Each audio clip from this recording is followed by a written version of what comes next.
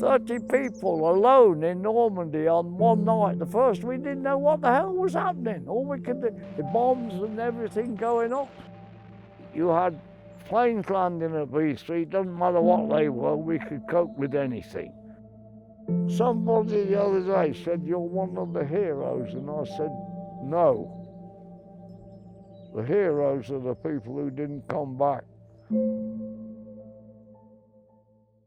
I couldn't get in when the war started. I wasn't old enough.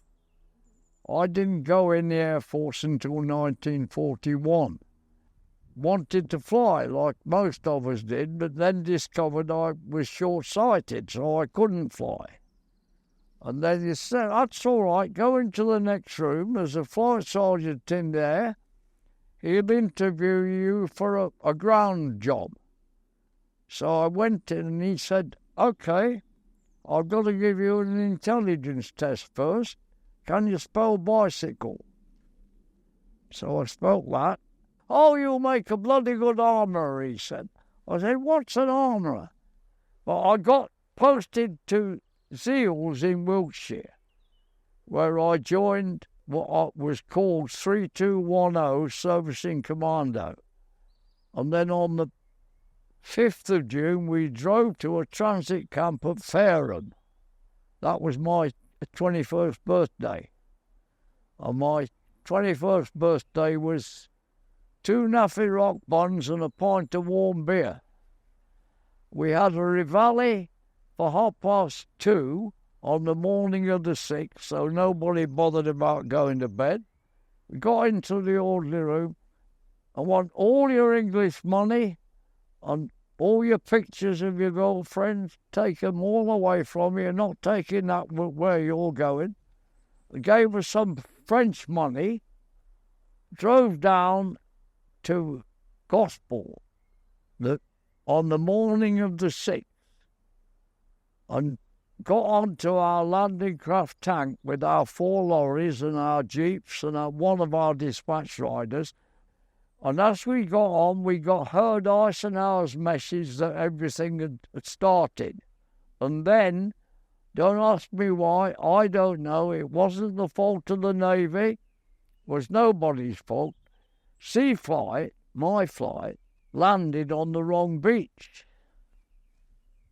We landed on Juno, which was there. We should have landed on Gold, which was there. And we went up this little tiny road, and the military policeman said, "Who are you?" And, "You're not on my list, get out of the way." 30 people alone in Normandy on one night. The first, we didn't know what the hell was happening. All we could do, the bombs and everything going off. The flight sergeant went off the next morning over to Gold and found the beachmaster. "Oh," he said, "yes, they're just over there, a little place called St. Quassamere." And we came back to us, took us to St. Quassamere, which was the first airstrip which was usable. And as we went in round the corner of this village, "Oh, we saw you were dead." So we got out of the lorries and we were going back to the beaches to pick up bombs and guns and food and water. And this is what we did. We did 8 different airstrips in Normandy. You had planes landing at V3, doesn't matter what they were, we could cope with anything. We put ammunition in them and aviation fuel in them, and they did their sorties and they came back and it was repeated. We had these RAF Typhoons coming in, which had 4 rockets put under each wing.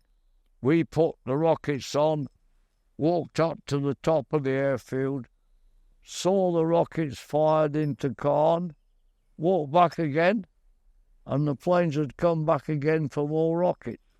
Somebody the other day said, "You're one of the heroes," and I said, "No.